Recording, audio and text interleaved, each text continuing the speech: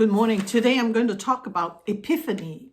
We have in the church calendar different names. We just had Advent. Advent just means it's happening. The birth is happening. Epiphany, what is Epiphany? Today, after Advent, is the festival of Epiphany. What is Epiphany? According to the dictionary, it is the manifestation of Christ to the Gentiles as represented by the Magi. We read of this in Matthew 2, 1 and 2. A manifestation of a divine or supernatural being.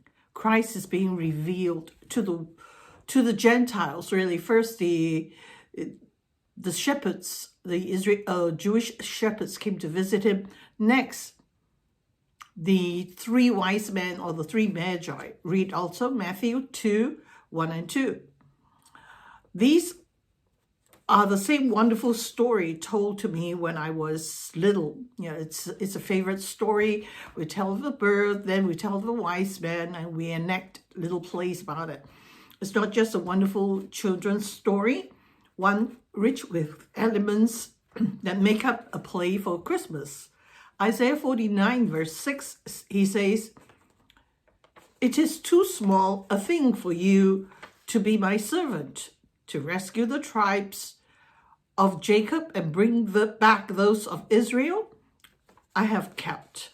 I will also make you a light for the Gentiles." So it's not, the salvation plan is not just for the Jews, it's also for the Gentiles. So right at the start in Isaiah, it prophesied this already, that we Gentiles are also, it's not something that just happened. Oh, okay, don't forget the Gentiles. No, it was right at the start for all mankind. Make you a light for the Gentiles, that my salvation may reach to the ends of the earth. So the plan of redemption given to Israel is not an afterthought when it involves the Gentiles. It has been God's plan all along that redemption effected by the Messiah is for all mankind, Jews and Gentiles alike.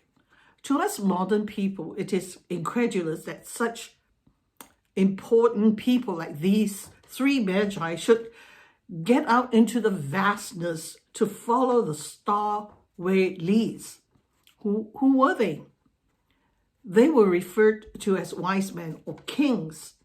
They were people of consequence, to be able to be in the presence of King Herod. Yeah, it's not like every day a farmer or a shepherd would ask for an audience with King Herod, but they came. So they were very important people from a far off land. Some records show that, demonstrated that it took them a year to get over there to see King Herod. I don't think if they were ordinary people that Herod would give them the time of day. Imagine some kings looking for a newborn king. The three wise men clearly identified this child as King of the Jews because they told Herod, "We saw a star that indicated that a new king of the Jews was born." They were also trained in astronomy as they searched the night sky regularly and to come upon a new star, one that had not been there before. What does that mean? To them, to have a new star appear at your birth, in this case at Jesus' birth, is an ultra auspicious occasion. More like seeing an eclipse, but a new star means a celestial announcing of a phenomenal event. They did not want to miss finding out about it. They don't just want to sit there in their tents and say, look, a new star, okay. Like most of us would do, I think. And they did not want to miss finding out what it is all about. I can imagine them looking out at the night sky most nights and being able to identify the usual stars Until one night, there it was. This star they've never seen before. Only God could announce his arrival this way. Even though the circumstances of Jesus' birth was so minimal on earth, a smelly manger, but incredible in the spiritual realm.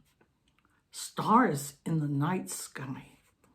We hardly see stars in the cities we live in, but leave the city, go to the desert, and it is a different story. You look up the night sky where you live and tiny little dots and say, what is that? Those are stars, really? But if you leave the city, it's because the city lights drown out. You need a very dark sky, then you can see it.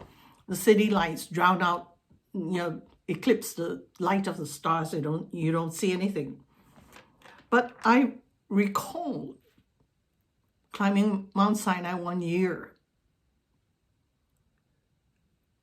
to see, as me and my guide approached higher up on the mountain, I looked up and see stars like I've never seen before.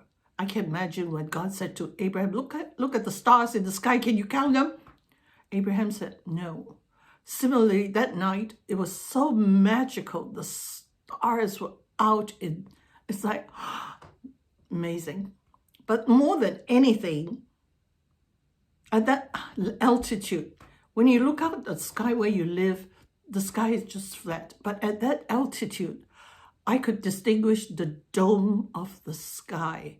It's like I'm under a tent, a dome tent, and the stars were just there.